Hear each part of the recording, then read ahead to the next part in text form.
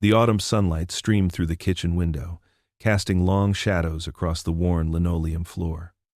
Emma pushed her cereal around in circles, watching the milk swirl as she avoided looking at her father.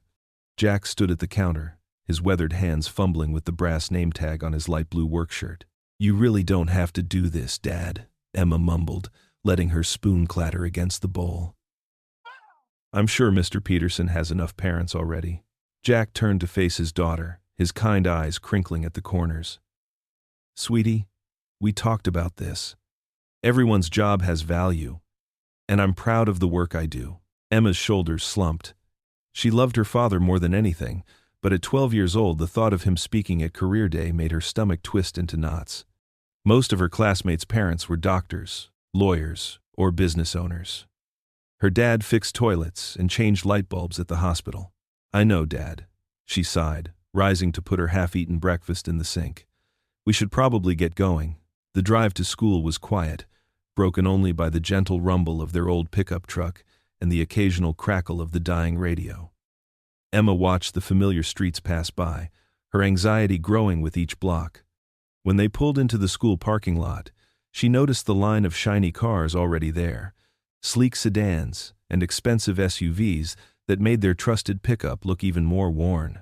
Inside her classroom, Emma slid into her seat near the back, trying to become invisible as parents filed in. Mrs. Andrews, her teacher, wrote "Career Day" on the whiteboard in perfect cursive while greeting each visitor. Emma's best friend Madison leaned over and whispered, "Is that your dad in the maintenance uniform?" Emma nodded without looking up, her cheeks burning. She could hear the whispers already starting, little pockets of conversation punctuated by glances in their direction. The other parents stood in clusters, their suits and dresses creating a sea of professional attire that made her father's work clothes stand out even more. Jack sat quietly in one of the adult-sized chairs near the front, his large frame making the seat look almost comically small. His hands were folded in his lap, clean but bearing the permanent traces of honest work. Calluses, tiny scars, and stains that never quite washed away. Emma noticed how he kept his back straight, maintaining dignity despite the sideways glances from other parents. Mrs. Andrews called the class to attention. "Good morning, everyone. We're excited to have so many wonderful parents here to share their careers with us. Let's begin with Mr. Thompson, Madison's father, who's a surgeon at Memorial Hospital."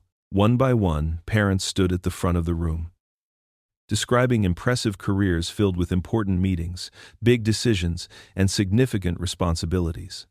Emma watched her classmates lean forward with interest, asking questions about salaries and college degrees. Each presentation seemed to make her father's job seem smaller, more insignificant. Finally, Mrs. Andrews called, "And now we'll hear from Emma's father, Mr. Miller, who works in maintenance at St. Mary's Hospital." Jack rose slowly, his work boots making soft thuds on the classroom floor as he walked to the front. He cleared his throat, managing a warm smile despite his obvious nervousness. "Good morning, everyone. As Mrs. Andrews said, I'm Jack Miller, and I work in maintenance." The class shifted restlessly. Emma saw Madison's father check his phone, while other parents exchanged knowing looks. She wanted to disappear into her chair. "I fix things that are broken," Jack continued, his voice gaining strength. "Sometimes it's a leaky pipe that could flood the emergency room. Sometimes it's making sure the heating works in the nursery where newborn babies sleep. Every day is different, and every job matters because it helps keep the hospital running safely." A few students had already started doodling in their notebooks. Emma felt tears pricking at the corners of her eyes, but then something in her father's voice changed. "But you know," Jack said, his tone shifting slightly, "I wasn't always a maintenance man." The quiet scratch of pencils stopped. Emma's head snapped up, her eyes fixed on her father. In all their years together, through all their conversations, he had never mentioned doing anything else. Jack's hands, which had been clasped behind his back, came forward to rest against the teacher's desk. His fingers traced the edge as if drawing strength from the solid wood. The morning sunlight caught the silver threading through his dark hair, and for a moment, Emma saw something in his face she'd never noticed before. A shadow of someone else, someone from another time. "Before I worked in maintenance," he continued, his voice taking on a different quality that drew everyone's attention, I was actually a corporate manager at one of the biggest companies in the state. A murmur rippled through the classroom. Emma sat up straighter, her mouth slightly open in surprise. She saw other parents lowering their phones, their expressions shifting from polite disinterest to curiosity. I had the corner office, Jack said, a faint smile playing at the corners of his mouth. The suit, the title, the company car, everything people think of as success. He paused, his eyes meeting Emma's across the room. But sometimes life takes unexpected turns, and sometimes doing the right thing comes with a price. Emma felt her heart beating faster. This was a side of her father she'd never seen, never even imagined. Questions raced through her mind. Why had he never told her? What had happened? What did he mean by doing the right thing? The whole room seemed to lean forward slightly, caught in the sudden tension of an unexpected story. Even Madison's father had put his phone away, his full attention now on Jack. Mrs. Andrews stood near the door, her lesson plan forgotten in her hands. Jack took a deep breath, and Emma could see him gathering himself for what came next. She watched as her father, her dad who sang off-key while doing dishes, who could fix anything with duct tape and determination, who worked long hours without complaint, transformed before her eyes into someone with a past she knew nothing about. He cleared his throat again, and Emma held her breath, waiting to learn who her father really was. Scene ends as requested, with Emma's curiosity piqued and Jack about to reveal his past. Jack stood a little straighter, adjusting his maintenance uniform as he faced the classroom. The fluorescent lights hummed overhead, casting shadows across the curious faces of middle schoolers who, moments ago, had been fighting sleep. "You see," he began, his voice growing stronger, "I wasn't always fixing pipes and changing light bulbs. 10 years ago, I wore suits like some of the other parents here today. I was a corporate manager at Sterling Industries." A murmur rippled through the classroom. Emma sat up straighter in her chair, her cheeks flushing. She'd never heard her father talk about this before. "I had an office on the 20th floor, Jack continued, a hint of nostalgia creeping into his voice. "My days were filled with meetings, presentations, and business trips. I led a team of 30 people, and we handled million-dollar contracts." The students' eyes widened. Even Tommy Wheeler, who usually spent class making paper airplanes, was hanging on every word. The pay was good. The future looked bright. Jack paused, his expression turning serious. "But sometimes life tests us. Sometimes we have to choose between what's easy and what's right." Emma watched her father's face change. She recognized that look, the same one he got when she asked why they couldn't afford a bigger apartment or why Mom had left. "There was a man on my team named Marcus. Brilliant worker, fantastic with clients. But some people," Jack's voice grew tight, "some people couldn't see past the color of his skin." The classroom grew still. Mrs. Peterson, Emma's teacher, leaned forward in her chair. "I started noticing things. Marcus being left out of important meetings. Cruel words whispered in break rooms. His reports mysteriously lost before big presentations." Jack's hands gripped the podium. "Then one day, I overheard some executives using racial slurs about him, planning to blame him for a failed project that wasn't his fault." Emma's heart pounded. She glanced around the room.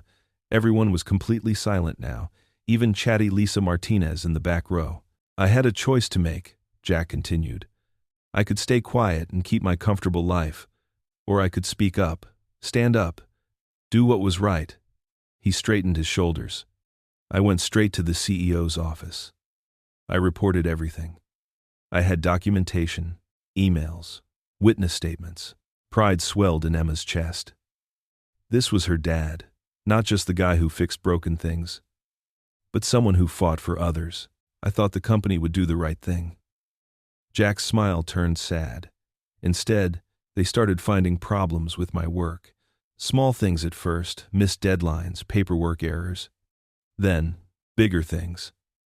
They moved my office to the basement, cut my team in half. Finally, after 6 months of this, they fired me." Gasps echoed through the classroom. Mrs. Peterson's hand flew to her mouth.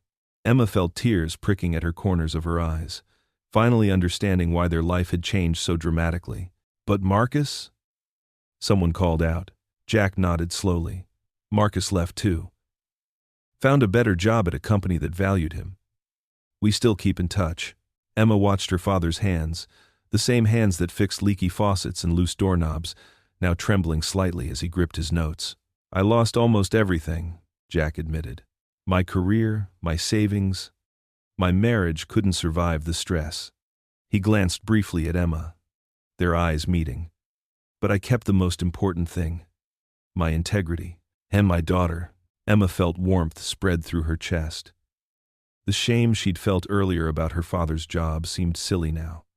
Childish. So yes, I'm a maintenance man now, Jack continued, his voice growing stronger again. I fix things that are broken. I make sure the hospital runs smoothly, so doctors and nurses can save lives. It's honest work, and I'm proud of it. The room was completely silent. Emma could see Jessica Chen wiping her eyes in the front row. Even Mr. Roberts, the principal who had stopped in to observe, was blinking rapidly. Sometimes doing the right thing comes with a high price, Jack said. But not doing the right thing? That costs even more. It costs you something money can't buy back. Your self-respect. Just then, the bell rang, its harsh buzz shattering the moment. The students burst into excited chatter, gathering their things while stealing glances at Jack. Emma heard snippets of their conversations. That was so cool. Did you know her dad was like a big shot? I can't believe they fired him for standing up for someone. Emma felt a smile spread across her face, her first real smile that day. She watched as several students approached her father, asking questions and thanking him. Mrs. Peterson wiped her eyes before shaking his hand warmly. But as the crowd thinned, Emma noticed something in her father's expression. While he smiled and nodded at the departing students, there was a shadow in his eyes, a tightness around his mouth as he gathered his notes with slightly unsteady hands.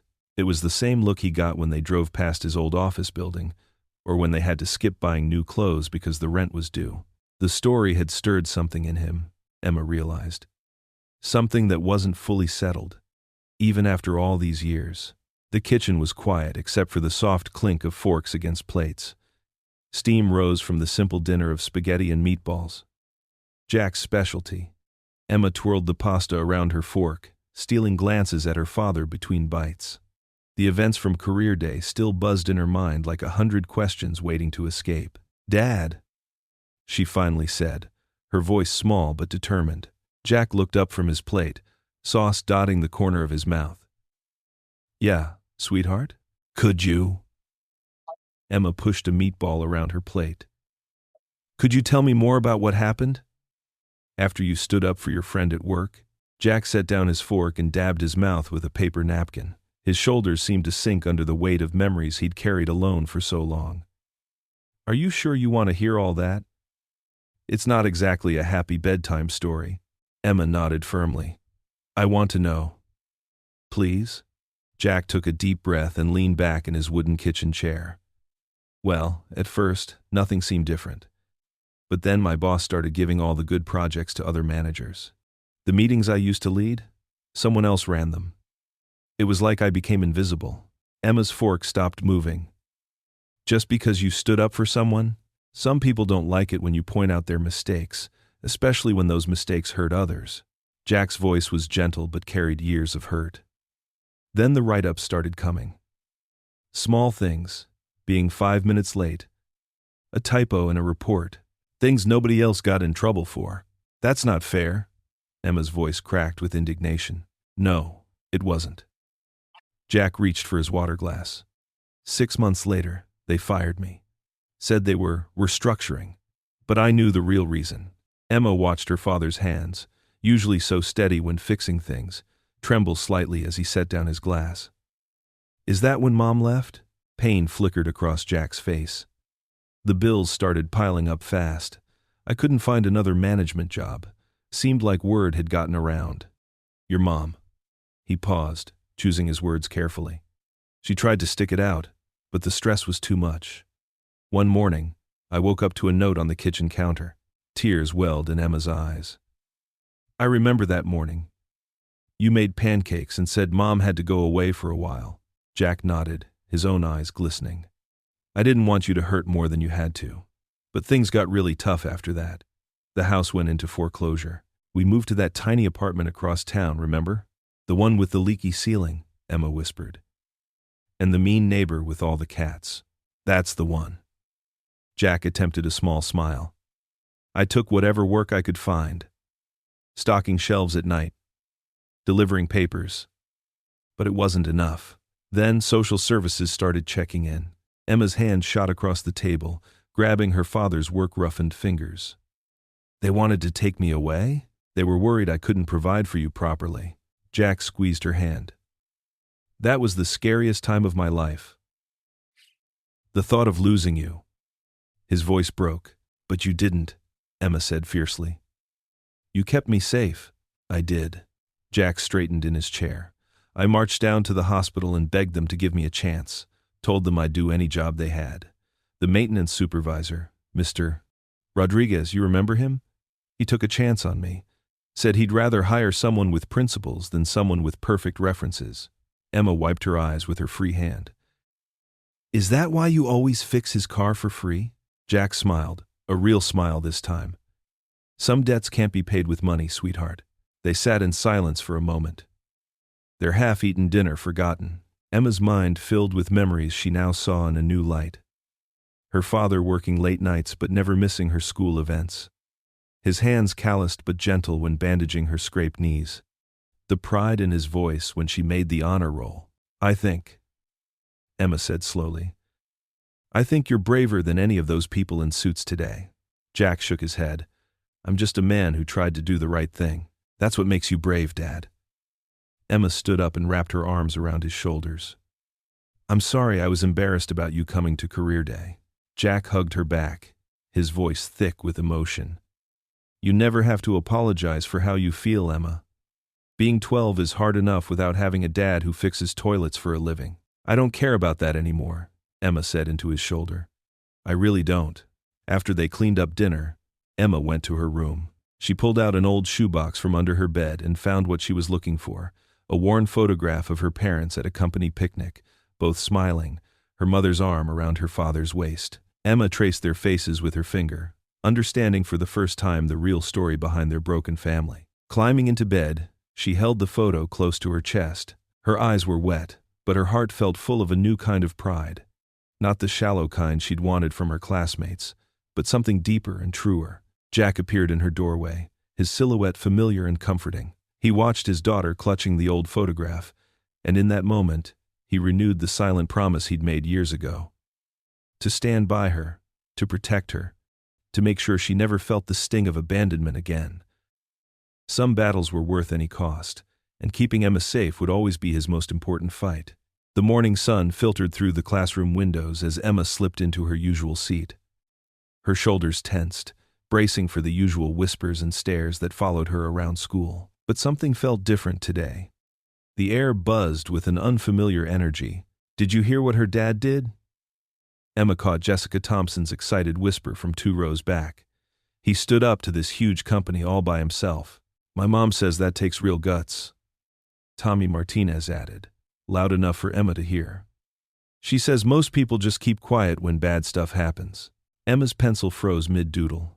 She peeked over her shoulder, expecting to see smirks or rolled eyes. Instead, she found genuine admiration in her classmates' faces. Heat rose to her cheeks, but this time it wasn't from shame, it was from pride. Mrs. Sarah Bennett, their English teacher, called the class to order with a gentle tap on her desk. Her kind eyes found Emma's, and a warm smile spread across her face. Class, I have an announcement. After yesterday's Career Day presentation, several teachers and parents have requested that Mr. Miller return to speak at next week's school assembly. The classroom erupted in enthusiastic chatter. Emma sat straighter in her chair, her heart doing little somersaults. My dad said what Mr. Miller did was really brave, piped up Lily Chen from the front row. He said sometimes doing the right thing costs a lot. Mrs. Bennett nodded. That's exactly why we want him to share more of his story. Emma, would you mind asking your father if he'd be willing to speak again? I'll ask him, Emma managed, trying to contain her smile. That evening, when Emma told her dad about the assembly invitation, she watched his face carefully. Jack Miller sat at their worn kitchen table, his work-roughened hands wrapped around a coffee mug. They want me to speak again? He asked, surprise evident in his voice. Are you sure about this, sweetheart? It might stir up more attention than you'd like. Emma grabbed his hand. Dad, they actually want to hear what you have to say. They think you're brave. And… She paused, gathering courage. So do I. Jack's eyes glistened as he squeezed her hand back. The following week, the school gymnasium hummed with anticipation. Students filed in, followed by parents who had taken time off work to attend. Emma sat in the front row, next to Mrs. Bennett, her hands clasped tightly in her lap. Jack stood at the podium, looking both nervous and determined in his freshly pressed maintenance uniform. He'd insisted on wearing it, telling Emma, "This is who I am now, and I'm not ashamed." "Thank you all for coming," he began, his voice steady despite his nerves. "Some of you heard part of my story last week. Today, I want to talk about what it means to stand up for what's right, even when it feels like the whole world is against you." As Jack spoke, the gymnasium grew silent. He shared how he'd witnessed his coworker, Michael, face daily discrimination, subtle jabs and jokes that weren't really jokes at all. He described the moment he decided to speak up, knowing it might cost him everything. "I had a choice," Jack explained, his voice carrying to every corner of the room. "I could stay quiet and keep my comfortable life, or I could speak up and risk losing it all. But what kind of example would I be setting for my daughter if I chose comfort over conscience?" Emma noticed several parents wiping their eyes. Mrs. Bennett reached over and squeezed her hand. "Losing my job was hard," Jack continued. "Losing my marriage was harder. But the hardest part was looking at my 12-year-old daughter and wondering if I'd done the right thing. Would she understand? Would she forgive me for turning our lives upside down?" He paused, finding Emma's eyes in the crowd. "But you know what?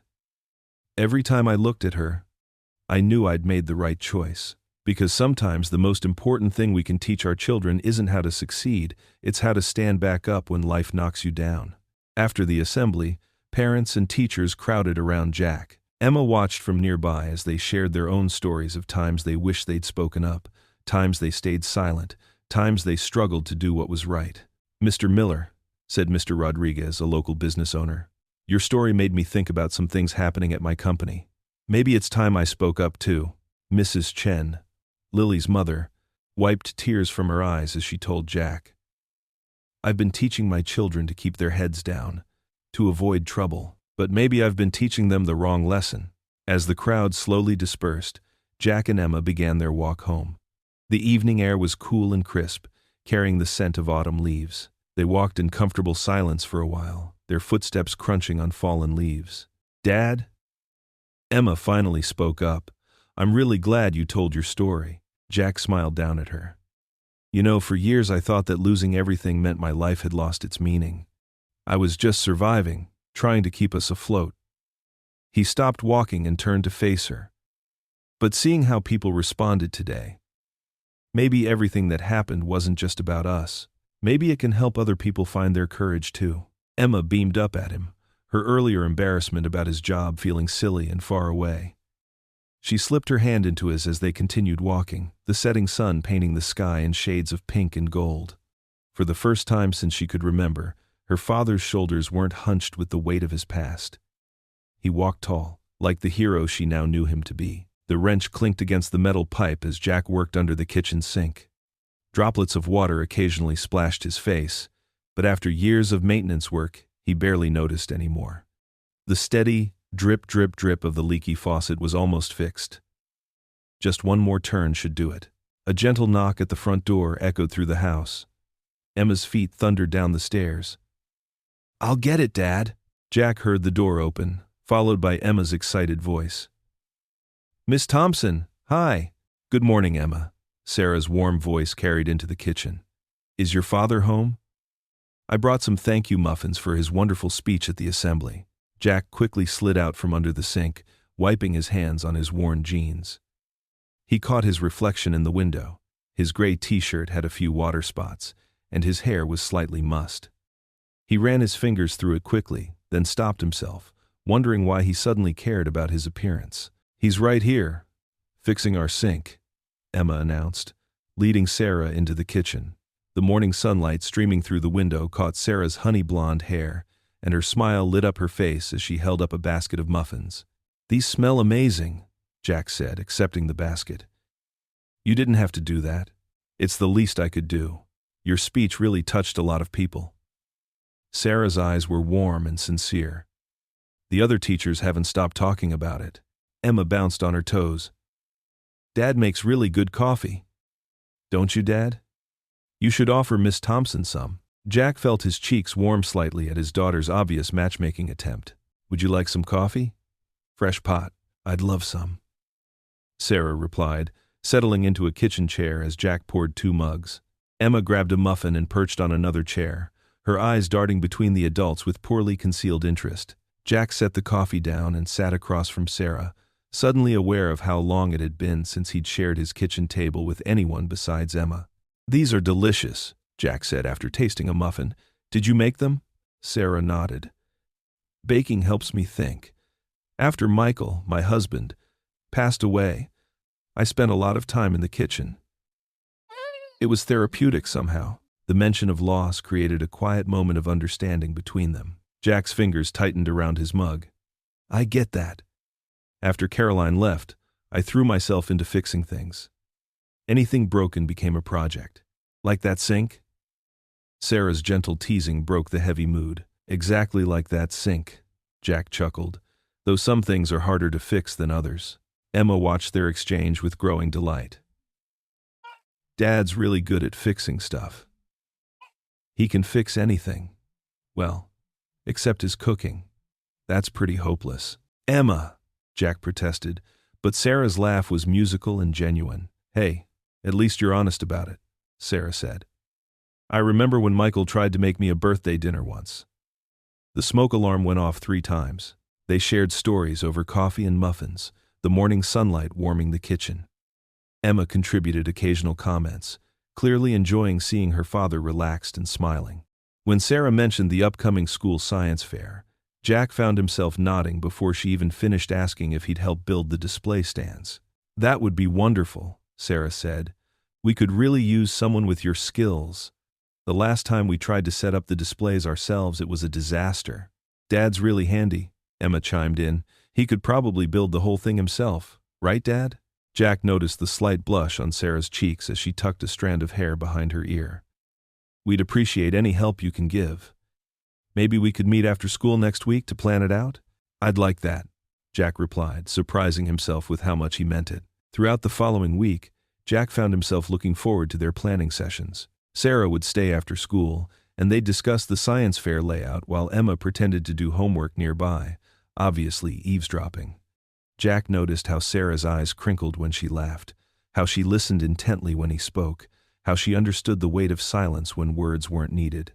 One afternoon, as they measured spaces for the display stands, Sarah mentioned offhandedly, "You know, Emma talks about you all the time in class."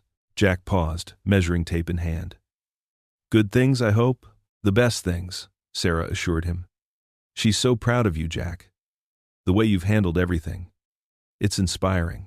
Their eyes met, and Jack felt something stir in his chest that he thought had long since gone dormant. Sarah smiled softly, then turned back to her notebook, but the moment lingered. That evening, as Jack tucked Emma into bed, she looked up at him with serious eyes. "Dad?" "Yeah, sweetheart? Do you think you could ever be happy again? With someone?" Jack's heart skipped a beat. He thought about Sarah's laugh in his kitchen, the way she understood loss without letting it define her. How natural it felt to work beside her. He smiled faintly and leaned down to kiss Emma's forehead, leaving her question hanging in the quiet darkness of her room. The autumn breeze carried the sound of hymns through the open church windows. Inside, wooden pews creaked as people shifted forward, hanging on Jack's every word. The warm glow of evening sunlight filtered through stained glass, casting colorful shadows across faces both familiar and new. "Sometimes doing the right thing comes at a cost," Jack said, his voice steady but humble. "But I learned that keeping your integrity is worth more than any paycheck." Heads nodded in agreement.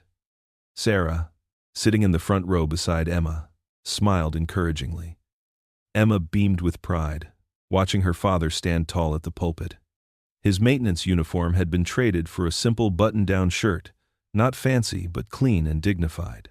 After the talk, church members crowded around Jack. Mrs. Peterson, who had lived in town for 50 years, squeezed his hand. "You're a blessing to this community, Jack Miller. We need more men like you." Emma watched from nearby as person after person approached her father. Some shared their own stories of workplace struggles.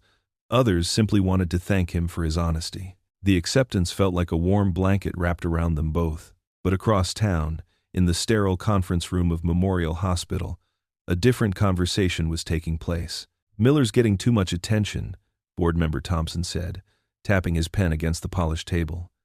"People are starting to ask questions about what happened at his old company." "He's just a maintenance man," Board Member Wilson added, her lips pressed into a thin line. "But now he's becoming some kind of local celebrity? It reflects poorly on us." The hospital administrator, Mr. Roberts, leaned back in his leather chair. "Perhaps we should remind people that there are always two sides to every story." The whispers started slowly at first. A comment here. A raised eyebrow there. "Did you hear? Jack Miller wasn't just standing up for someone. He lost his temper. I heard he was always causing trouble. Maybe he brought it all on himself." Emma first noticed the change during lunch period. She sat at her usual table, unwrapping her sandwich, when Madison Wheeler walked past with her friends. "My mom says Emma's dad is just bitter about getting fired," Madison stage whispered. "She says he probably deserved it." The sandwich turned to ash in Emma's mouth.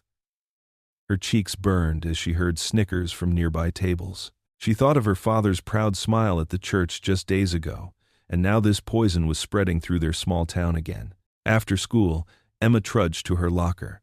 The hallway felt longer than usual, each step heavier than the last. Two teachers stood nearby, speaking in low voices. "Such a shame about Jack Miller," one said. Apparently he was quite unprofessional back then. Always confrontational. "Well, you know what they say. If someone's always finding trouble everywhere they go, maybe they're the trouble." Emma slammed her locker shut, making both teachers jump. Tears stung her eyes as she rushed past them. Outside, Sarah was waiting to drive them home, as she had started doing occasionally. One look at Emma's face told her something was wrong. "What happened, sweetheart?" Sarah asked, opening the car door. Emma collapsed into the seat, finally letting the tears fall. "They're saying horrible things about Dad again. It's not fair. He did the right thing, and they're turning it all around." Sarah's hand found Emma's shoulder, squeezing gently. "Your father is one of the strongest, kindest men I know. Sometimes people are scared of the truth because it makes them face their own choices." At home, Jack noticed the change too. Phone calls that had once been warm and supportive became shorter, more hesitant. People at the grocery store who had praised him now avoided eye contact. Even at work, his fellow maintenance staff kept their distance, as if his presence had become radioactive. That evening, Jack sat alone on the front porch. The wooden steps creaked beneath him as he stared out at the darkening street. A few houses down, a neighbor quickly turned away when she saw him looking. The familiar weight of rejection settled back onto his shoulders, heavy and cold. The porch light cast a weak glow around him, but the warmth he'd felt just days ago at the church seemed to have vanished. He pulled out the church bulletin from his pocket, where his name was still printed as the guest speaker. Just a piece of paper now, but it had meant so much. Acceptance. Redemption. Hope. A moth fluttered against the porch light, casting erratic shadows. Jack watched it struggle, remembering how it felt to finally step into the light himself, only to be pushed back into darkness. The cycle was starting again, just like before. Different town, different people, same story. Inside, he could hear Emma in her room, the muffled sound of her crying carrying through the thin walls. He wanted to go to her, to tell her everything would be okay, but the words felt hollow now. How many times would his daughter have to pay the price for his principles? The evening grew colder, but Jack remained on the porch, his shoulders hunched against more than just the autumn chill. The stars emerged one by one above him, but he barely noticed their light.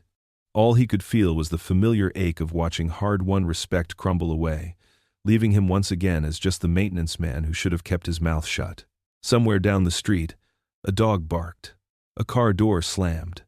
Life went on around him, but Jack sat motionless, watching his breath make small clouds in the cooling air. The hope he'd carried these past weeks. The pride in Emma's eyes. The warmth of Sarah's smile. The community's acceptance. It all seemed to be slipping through his fingers like sand. The porch light flickered, probably needing a new bulb. Jack noted it automatically, his maintenance man's instinct kicking in. But he made no move to fix it. Instead, he remained seated, a solitary figure in the growing darkness, feeling the weight of history repeating itself pressed down upon his shoulders. The morning sky wept cold tears, matching Jack's mood as he drove to work through the dreary dawn. Windshield wipers squeaked back and forth, creating a rhythm that felt like nature's own sigh of disappointment. His maintenance uniform, usually a source of quiet pride in honest work, felt heavy on his shoulders. The hospital hallways were quieter than usual, or maybe it was just his imagination. Jack made his way to the staff locker room, his footsteps echoing against the sanitized floors. When he opened his locker, 3 folded papers fluttered to the ground like fallen leaves. His hands trembled slightly as he picked them up. The first note, written in harsh black ink, read, "Some hero, can't even keep a real job." The second was worse. "Stop pretending you're better than everyone else." The third simply said, "Know your place." Jack's throat tightened. He crumpled the notes and shoved them deep into his pocket, but their words had already burrowed into his mind. Throughout the day, he felt eyes following him. Nurses who used to smile now looked away. Administrators hurried past without their usual greetings. That evening, he called the Veterans Hall to cancel his scheduled talk. Something came up. He mumbled into the phone. The next day, he declined the church group's invitation to their monthly dinner. By week's end, his calendar had more crossed-out events than appointments. Emma noticed. Of course she did. She was too perceptive not to see how her father's shoulders slumped more each day, how his jokes at breakfast grew fewer, how his smile seemed forced when he asked about her school day. On Saturday morning, Sarah's gentle knock at their front door startled Jack from his brooding. He almost didn't answer, but Emma rushed past him to open it. "Hi, Mr. Miller," Sarah said, her warm brown eyes full of concern. She held a paper bag that smelled of fresh cinnamon rolls. "Emma mentioned you might need some cheering up." Jack shot his daughter a look, but she just shrugged and disappeared upstairs, leaving him alone with Sarah. "You don't have to do this," Jack said, running a hand through his graying hair. "Because that's not what I'm seeing, Jack. The man who inspired an entire auditorium of people wouldn't hide away like this." "Maybe that man was just pretending," Jack muttered, staring at his coffee mug. "Maybe everyone was right. I should just stick to fixing things and keep my mouth shut. Is that what you really believe?" Sarah's voice was gentle but firm. "Or is that what you're telling yourself because it's easier than fighting back?" Jack's fingers tightened around his mug. "You don't understand. Every time I try to stand up, to make things better, it ends the same way. Emma gets hurt. I can't put her through that again." "Have you asked Emma what she thinks about that?" "She's 12. She shouldn't have to think about any of this." Sarah stepped closer, her presence somehow both comforting and challenging. "Jack, I've seen how proud she was when you spoke at school. That pride didn't come from having a father with a fancy title or a big office. It came from seeing her father stand up for what's right, no matter the cost. And look where that got us," Jack said bitterly. "More whispers, more judgment. The same old story. The same old story because you're letting them write the ending again," Sarah replied. She reached out and touched his arm gently. "Don't let bitterness steal your joy, Jack. Not again." But Jack pulled away, shaking his head. "I appreciate what you're trying to do, Sarah. I do. But I need to protect my daughter." That evening, Jack pushed his meatloaf around his plate while Emma watched him with increasingly frustrated eyes. Finally, she set down her fork with a clang that made him look up. "You're doing it again," she said. "Doing what?" "Giving up. Like you did this morning with Miss Thompson." Jack sighed. "Emma, it's complicated." "No, it's not." Her voice rose with emotion. "You told everyone at school that standing up for what's right matters more than what people think of you. You said we have to be brave even when it's hard. I was trying to protect you." "From what? From being proud of my dad?" Emma's eyes glistened. "Dad, if you give up now, then everything you told us was a lie." The words hit Jack like a physical blow. He opened his mouth to respond, but nothing came out. Emma pushed back her chair and ran upstairs, leaving him alone in the kitchen as darkness crept in through the windows. Jack sat there for a long time, his daughter's words echoing in his mind. The kitchen clock ticked away minutes, then hours. Outside, the rain had stopped, but inside, a storm still raged in his heart.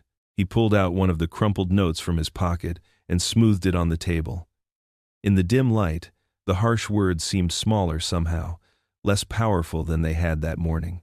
His daughter's voice rang louder in his ears than any anonymous taunt. The kitchen grew darker, but Jack remained at the table, lost in thought, while upstairs Emma's light clicked off. Her words hung in the air. Everything you told us was a lie. The truth of them weighed on his heart, heavier than any burden he'd carried before. The morning sun filtered through the living room curtains, casting long shadows across Jack's notepad. He tapped his pen against the blank paper, struggling to find the right words. The town meeting was just 2 days away, and the weight of what he needed to say pressed heavily on his shoulders. Emma sat cross-legged on their worn carpet, watching her father with concerned eyes. "Maybe start with how you felt when it first happened," she suggested, her voice gentle. Jack nodded, scribbling a few words. "The anger was the easiest part," he admitted. "Being mad at everyone who turned their backs on us, that came naturally." He paused, his pen hovering over the paper. "But that's not what this should be about, is it?" A soft knock at the door interrupted them. Sarah stood there with a cardboard tray holding 3 cups of coffee and a paper bag that smelled of fresh cinnamon rolls. Her warm smile brightened the room instantly. "I thought you might need some brain food," she said, setting everything down on the coffee table. She handed Emma a hot chocolate with extra marshmallows, earning a delighted grin from the girl. "You didn't have to do this," Jack said, but gratitude colored his voice. Sarah pulled up a chair. "Yes, I did. Now, how's the speech coming along?" Jack showed her his nearly empty notepad. "That well," he said with a self-deprecating laugh. "Dad's stuck on the angry parts," Emma explained, wiping whipped cream from her upper lip. Sarah nodded thoughtfully. "Maybe that's not where the story really starts," she suggested. "Or where it needs to end." Jack leaned back in his chair, running a hand through his hair. "I've been carrying this weight for so long. The betrayal, the loneliness, watching Emma suffer because of my choices." Emma got up and wrapped her arms around her father's shoulders. "But we're not lonely anymore, Dad. And I'm not suffering. I'm proud of you." Sarah leaned forward, her eyes kind but determined. "What if you told it as a story of healing instead? Not about what they took from you, but what you built afterward." Jack looked around their modest living room. Photos of him and Emma lined the walls her first day of middle school, them building a snowman, fishing at the lake. Simple moments that meant everything. "Okay," he said, picking up his pen with renewed purpose. "Let me try again." For the next hour, Jack spoke while Emma and Sarah listened. He talked about the strength he found in his darkest moments, the joy of seeing Emma grow despite their challenges, and the unexpected kindness of neighbors who helped when they could. "And now," Emma jumped in, playing the role of an audience member, "what would you say to the people who hurt you?" Jack paused, the question hanging in the air. Sarah watched him intently, sensing the importance of this moment. "I'd say," Jack started slowly, "that I forgive them. Not because what they did was right, but because holding on to anger only hurts us more. I'd say that standing up for what's right isn't about winning, it's about staying true to yourself, even when it costs you everything." Emma beamed. "That's it, Dad! That's what people need to hear!" Sarah nodded in agreement. "It's perfect, Jack. It shows growth, not grudges." Jack started writing faster now, the words flowing more easily. He described his journey from corporate success to maintenance work not as a fall from grace, but as a reminder that true worth isn't measured by titles or paychecks. They practiced the speech several times. Emma played different roles, sometimes a skeptical board member, sometimes a supportive parent. Sarah offered gentle suggestions about pacing and tone, helping Jack find the right balance between honesty and hope. As the afternoon light began to fade, Jack read through his final draft. The words felt right now strong but not angry, honest but not bitter. He'd managed to transform his story from one of loss into one of resilience and redemption.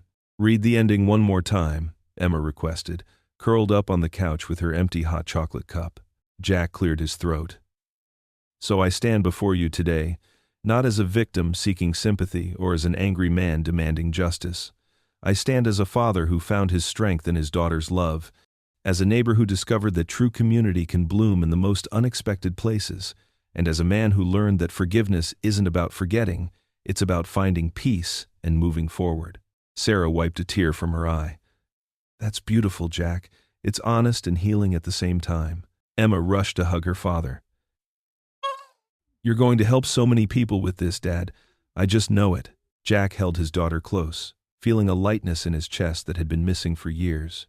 The bitterness that had weighed him down for so long was finally lifting, replaced by something warmer and more hopeful. Looking at his neatly written pages, then at Emma's proud face and Sarah's encouraging smile, Jack carefully folded the notes and tucked them into his shirt pocket. He took a deep breath, squaring his shoulders. It's time, he said simply, ready to face whatever came next. The evening sun cast long shadows through the town hall's tall windows, painting golden stripes across the worn wooden floor that had witnessed decades of community gatherings. Jack Miller stood at the back of the crowded room, his maintenance uniform freshly pressed and still carrying the faint scent of hospital disinfectant from his shift. He watched as the last few townspeople filed in, their footsteps echoing against the high ceiling. Every seat was taken, with some folks standing along the walls, craning their necks to see over the heads in front of them. The familiar faces of parents, teachers, and hospital staff blurred together in a sea of expectant looks. Some curious, others skeptical, many simply waiting to see what the man they'd whispered about would finally say. His calloused hands trembled slightly as he gripped his note cards, the paper damp from his nervous perspiration. The weight of every conversation that had stopped when he entered a room, every sideways glance in the hospital corridors, every time Emma had come home with her shoulders slumped from school, it all pressed down on him now. Emma and Sarah sat in the front row, their encouraging smiles acting like beacons in the dimly lit room. Emma gave him a small thumbs up, her 12-year-old face serious with the kind of determination that reminded him so much of himself. Sarah nodded gently, her eyes warm with understanding. The same look she'd given him when she'd first encouraged him to tell his story without shame. The air in the room felt thick with anticipation and the lingering warmth of the day. Someone coughed in the back. A baby fussed briefly before being soothed. The mayor's introduction faded into background noise as Jack made his way to the podium, each step feeling both heavy with the weight of his past and purposeful with the clarity of his mission. The old floorboards creaked beneath his work boots, the same boots that had carried him through countless hospital emergencies, late-night maintenance calls, and quiet moments of doubt. The microphone squealed briefly as he adjusted it, causing a few people to wince and shift in their metal folding chairs. Jack cleared his throat, looking down at his notes before deliberately setting them aside on the wooden podium. The cards contained bullet points and carefully crafted phrases, but tonight called for something more honest, more raw. He'd speak from the heart instead, the way Emma had always encouraged him to do. "Good evening," he began, his voice steady despite his racing heart that hammered against his ribs like a trapped bird. "Most of you know me as the maintenance man at St. Mary's Hospital, the guy who fixes your leaky faucets and changes your light bulbs when they burn out in the middle of the night." A few kind chuckles rippled through the audience, and he saw some of the tension leave their faces.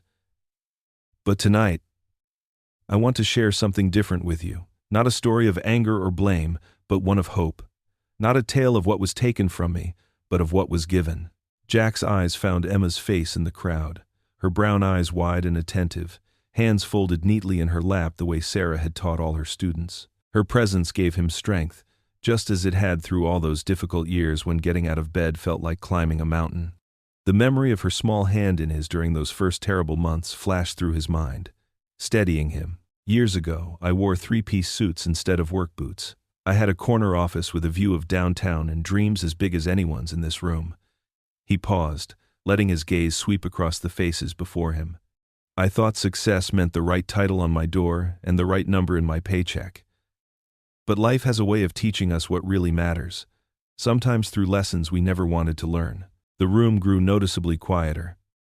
Even the usual shuffling of feet and clearing of throats ceased, as if the entire gathering had collectively held its breath. Jack could see some of the hospital board members shifting uncomfortably in their seats near the side wall, their expressions carefully neutral but their body language tense.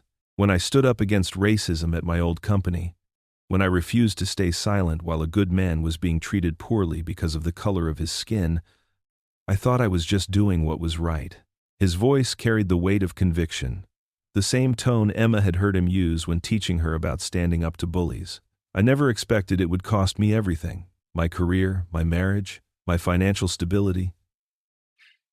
Nearly my daughter. The silence deepened, and Jack could feel the collective attention of the room focusing on him like a lens. Some people leaned forward in their chairs. Others sat back, as if bracing themselves. He noticed Mrs. Patterson from the grocery store dabbing at her eyes with a tissue, and old Mr. Henderson nodding slowly from his seat by the window. For a long time I carried bitterness like a heavy toolbox, letting it weigh me down every single day. I blamed everyone else for my troubles: the company, the system, this town, even God himself. His voice softened, taking on the gentle tone he used when Emma woke up from nightmares. But then I looked at my daughter, Emma. Really looked at her, and realized something important. The example I was setting wasn't about what had been done to me. It was about how I chose to respond to what had been done to me. Emma wiped a tear from her cheek with the back of her hand, and Sarah gently squeezed her shoulder, her own eyes glistening in the warm light filtering through the windows. Jack could see other parents in the audience glancing at their own children, perhaps thinking of the lessons they were teaching through their own responses to life's challenges. My faith taught me that forgiveness isn't just about letting others off the hook. It's about freeing yourself from a prison you didn't even know you'd built. He gripped the edges of the podium, his knuckles white but his voice growing stronger. And watching my daughter grow, seeing her face every morning when she comes down for breakfast, reminded me that love is stronger than any hardship we might face. Jack's voice cracked slightly, the emotion threatening to overwhelm him, but he pressed on. The vulnerability in his tone seemed to break down barriers in the room, creating an intimacy that made everyone feel like they were sharing a moment around a family dinner table rather than sitting in a formal town meeting. To those who whispered about me in the grocery store aisles, who spread rumors about why I really lost my job, who doubted my character without knowing my story, I forgive you. His words carried no trace of resentment, only a deep weariness finally being released. To my former employers who chose convenience over conscience, who decided that keeping the peace was more important than doing what was right, I forgive you. To everyone who turned away when we needed help the most, who crossed the street to avoid uncomfortable conversations, I forgive you. A muffled sob came from somewhere in the middle rows, and Jack could see tissues being passed around like communion. Mrs. Chen from the hardware store was crying openly now, and he remembered how she'd quietly slipped him extra supplies when his budget was tight, never mentioning it but always making sure he had what he needed. Because you see, losing everything helped me find what matters most. Yes, I'm a maintenance man now. I fix broken pipes and replace burnt-out bulbs and clean up messes that others would rather not touch. He straightened his shoulders, pride evident in his posture. But I'm also a father who kept his daughter safe and loved through the hardest time of our lives. I'm a man who refused to let bitterness poison his heart and steal his joy. And I'm someone who discovered that true dignity isn't in a job title or a paycheck.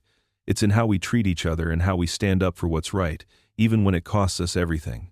The silence in the room was absolute now, so complete that Jack could hear the gentle hum of the old fluorescent lights overhead and the distant sound of traffic on Main Street. Even the usual creaking of the old building seemed hushed, as if the very walls were listening to his words. When I first spoke at Career Day a few weeks ago, I thought I was just filling a time slot, helping out Emma's teacher because they needed another parent to talk about their job. A gentle smile crossed his face as he remembered that morning, how nervous Emma had been, how ashamed she'd felt. But seeing how my story touched others, how it helped them feel less alone in their own struggles, reminded me that our hardships can have meaning. They can become bridges that help others cross their own troubled waters. Jack's eyes moved from face to face in the crowd, making genuine connections with people he'd served in silence for years. He saw recognition dawning in their expressions, not just of who he was, but of who they could be. This town, our community, isn't perfect. None of us are. We've all made mistakes, said things we shouldn't have, turned away when we should have stepped forward, but we can choose to learn from those mistakes, to grow stronger together, to lift each other up instead of tearing each other down. Tears glistened in his eyes, catching the last rays of sunlight streaming through the windows, but his voice remained strong and clear. So tonight, I'm not here to demand justice or seek revenge. I'm not here to make anyone feel guilty or ashamed. I'm here to say thank you. Thank you to those who showed kindness when we needed it most. Sarah Thompson, who saw potential in both me and Emma when others saw only problems. Thank you to Dr. Martinez and the staff at St. Mary's Hospital, who gave me a chance when my references were questionable and my reputation was in tatters. And most of all, thank you to my daughter Emma, who never stopped believing in her dad, even when I barely believed in myself. The first person to stand was Sarah, her chair scraping softly against the floor as she rose with tears streaming down her face. Emma followed immediately, her young face shining with pride and love. Like a wave spreading across still water, others rose to their feet. Mrs. Patterson, Mr. Henderson, Dr. Martinez from the back corner, parents Emma barely knew, teachers from the school, patients Jack had helped late at night in the hospital corridors. The movement continued until the entire hall was standing, united in something larger than their individual stories. The applause started slowly, uncertain at first, then built to a thunderous roar that seemed to shake the old building's foundations and rattle the windows in their frames. It wasn't just applause, it was recognition, acceptance, and the sound of a community finding its way back to itself. Jack stepped away from the podium, his heart lighter than it had felt in years, as if a weight he'd carried so long he'd forgotten it was there had finally been lifted from his shoulders. Emma broke away from Sarah and ran to him, her feet pounding against the wooden floor, throwing her arms around his waist with the fierce intensity that only a 12-year-old could muster. Through her tears, she whispered words that made everything, every struggle, every setback, every moment of doubt, every night he'd lain awake wondering if he was failing her, worthwhile. I've never been prouder to be your daughter, Dad. Never. The morning sun painted stripes of light across Jack's desk as he adjusted his new nameplate. Jack Miller, Community Outreach Coordinator. His maintenance uniform hung on a hook nearby, a reminder of where he'd been, not where he was headed. The small office, with its fresh paint and window overlooking the hospital garden, felt like a new beginning. A knock at the door made him look up. "Come in," he called. Sarah stepped inside, her warm smile brightening the room. "Just wanted to see how you're settling in," she said, running her fingers along the edge of his desk. "This office suits you. Still feels like I might wake up any minute," Jack admitted, straightening some papers. "The hospital board's complete turnaround after the town meeting. I never expected this." "You earned it," Sarah said firmly. "And from what I hear, you're already making changes." Jack nodded, gesturing to a stack of proposals on his desk. "Starting a mentorship program for at-risk youth. Using my story to show them there's always hope, even when everything seems lost." He paused, his voice softening. "Like someone once showed me." Sarah's cheeks colored slightly at the reference to her encouragement during his darkest days. "Speaking of hope," she said, changing the subject, "are you and Emma still coming to the Sunday picnic? Wouldn't miss it." Jack replied, his eyes crinkling with warmth. "Emma's been talking about it all week." The weekend arrived with perfect weather, sunny skies, and a gentle breeze that rustled through the park's maple trees. Jack spread out a red checkered blanket while Emma helped Sarah unpack the picnic basket. "Dad, can I go play with Madison and Lily?" Emma asked, spotting her friends by the playground. The same girls who had once whispered about her father now waved eagerly for her to join them. "Go ahead, sweetie," Jack said, watching as she ran off, her ponytail bouncing. The sight of her so carefree made his heart swell. "She's different now," Sarah observed, arranging sandwiches on paper plates. "More confident." "We both are," Jack replied, accepting the plate she handed him. "You know, yesterday a parent stopped me in the grocery store, said his son stood up to some kids bullying a new student because of my speech at the town meeting." Sarah settled beside him on the blanket, their shoulders almost touching. "You're changing lives, Jack. Not just Emma's." They watched as Emma and her friends played tag, their laughter carrying across the park. Other families dotted the grass with their own blankets and coolers. Several people waved to Jack, calling friendly greetings. The same community that had once turned its back now embraced him as one of their own. "Remember when you first came to my house with those muffins?" Jack asked, turning to Sarah. She laughed. "You were covered in grease from fixing that faucet." "I was so embarrassed," he admitted. "There you were, looking all put together, and I probably had dirt on my face." "I thought you looked perfect," Sarah said softly, then quickly added, "I mean, it showed you were hard-working, real." Jack's hand found hers on the blanket. Neither pulled away.